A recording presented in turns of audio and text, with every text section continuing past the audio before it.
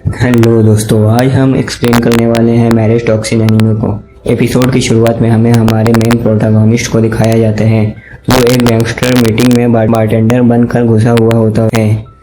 अब भाई ये बंदा कोई नॉर्मल आदमी नहीं है, ये इतना डेंजरस पॉइजन यूज़र है कि सामने वाले को पता भी नहीं चलता और गेम ओवर हो जाता है। तभी एक आदमी खाना टेस्ट करता है और कहता है इसमें पॉइजन नहीं है, आप लोग आराम से खा सकते हैं। सब लोग रिलैक्स हो जाते हैं, लेकिन जैसे ही वो बंदा बियर पीता है वहीं उसका खेल खत्म हो जाता है। बंदा सीधा नीचे गिर जाता है।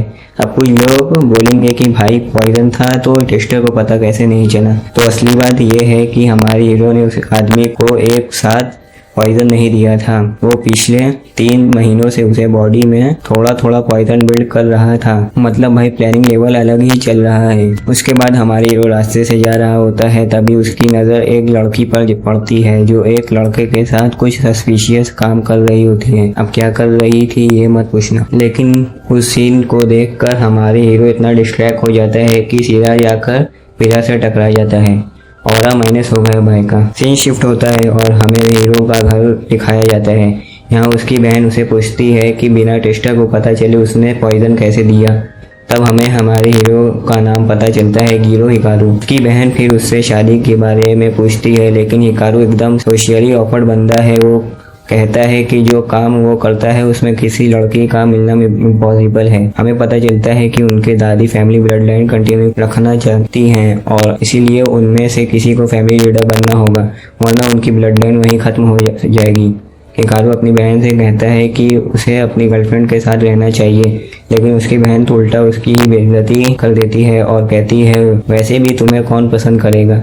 इमोशनल डैमेज हो गया भाई के साथ। के बाद हिकारू एक बड़े आदमी से मिलने जाता है जिसका नाम होता है बग मास्टर। इस बंदे का मांस इतना क्रीपी होता है कि उसमें से स्पाइडर जैसा हाथ बाहर निकलता है। सच में काफी वियर्ड था ये बंदा। दोनों इंपॉर्टेंट बातें करते हैं, लेकिन बात फिर वहीं आकर रुक जाती है, शादी। हमें पता चलता है कि एक लड़की बग मास्टर को पसंद नहीं करती है, लेकिन हमारा हीरो इतना लल्लू है कि उसे कुछ समझ नहीं आता।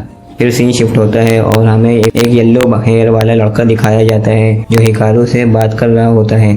इसी बीच 2 लड़कियों हिकारू से चिपकने लगती हैं, लेकिन हमारा हीरो उन्हें साइड करके आगे बढ़ता है और फिर शीशे से टकरा जाता है। भाई का ऑरा फिर माइनस हो गया। अब हमें वही मिस्टीरियस लड़की दिखाई जाती है जो स्टार्टिंग में थी। उसका नाम होता है मेई किनोसाकी। ये असल में लोगों को ठगती है। तभी हिकारू उसे पॉइजन इंजेक्शन लगाता है ताकि उसे सच बुलवा सके। मेई बताती है कि उसने ये सब अपने भाई के लिए किया था। पॉइजन का असर धीरे धीरे उस पर होने लगता है और इसी बीच मेई हिकारू को देखकर कहती है कि उसे अपने पहले प्यार का याद आ गया। और भाई हमारे हिकारू तुरंत इमेजिन करने लगता है कि शायद मैं उसे पसंद करती है, मतलब बंदा अलग ही दुनिया में जी रहा है। तभी हिकारू की बहन का फोन आता है। वो बताती है कि अगर हिकारू ने शादी नहीं की तो उसकी बहन की जबरदस्ती शादी करवा दी जाएगी। ये सुनते ही हिकारू सीरियस हो जाता है और मैं से कहता है अगर तुम्हें जिंदा रहना है तो मुझसे शादी करनी होगी। लेकिन मैं उल्टा हिकारू का काट लेती है, कहती है मरने से पहले किसी का काट कर ही जाऊंगी। पीछे से येलो हेयर वाला लड़का आता है और कहता है कि मैं को जल्दी खत्म करो, लेकिन हिकारू मना कर देता है। वो कहता है कि उसे मेई की ज़रूरत है। फिर हिकारू मेई से कहता है कि उसे उसकी हेल्प चाहिए क्योंकि मेई उसकी शादी करवाएगा। अभी दोनों बात ही कर रहे होते हैं कि सामने वाले लोग गन्स निकाल लेते हैं। वो हिकारू को देखकर कहते हैं कि हमें लगा कोई एटम बॉम्ब लेवल डेंजरस बंदा होगा, लेकिन ये तो सोशली ऑकवर्ड लफंगा निकला। तभी हिकारू अपने अंदर एक स्पेशल इंजेक्शन लगाता है और उसकी बॉडी इंस्टेंटली पावर अप हो जाती है। सामने वाले उस पर फायरिंग कर देते हैं, लेकिन हिकारू अचानक गायब हो जाता है। अगले ही सेकंड वो ऊपर से पॉइजन अटैक करता है और सब लोग वहीं पर इमोबिलाइज हो जाते हैं। येलो हेयर वाला बंदा भागने की कोशिश करता है, लेकिन हिकारू की तरह वो भी शीशे से टकरा जाता है। कर्मा इंस्टेंट मिल गया। फाइट के बाद हमें एक बड़ा शॉक मिलता है।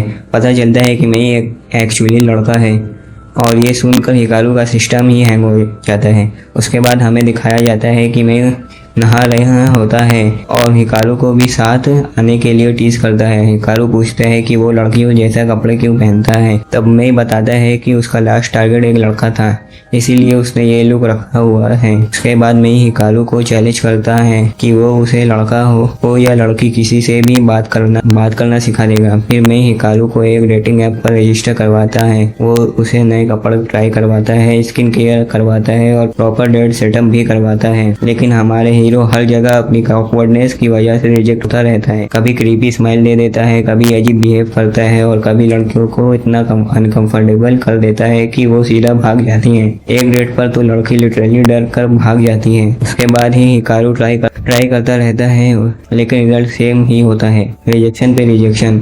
और आखिर में हमें पता चलता है कि बंदा टोटल 23 लड़कियों से रिजेक्ट हो चुका है। भाई ने रिजेक्शन का वर्ल्ड रिकॉर्ड बना दिया। सीन शिफ्ट होता है और हिकारू मेई को छोड़कर जा रहा होता है। तभी एक कार आती है और कुछ लोग मेई को किडनैप कर लेते हैं। हिकारू तुरंत उनका पीछा करता है। फिर पता चलता है कि किडनैपर उस येलो हेयर वाले बंदे का भाई है। वो मेई से पूछता है कि उसने उसके भाई के साथ क्या किया। वो कहता है कि पहले उसका भाई बहुत ओवर कॉन्फिडेंट था, लेकिन अब एकदम भीगी बिल्ली बन गया है। सिचुएशन डेंजरस हो जाती है और वो लोग अटैक करने लगते हैं।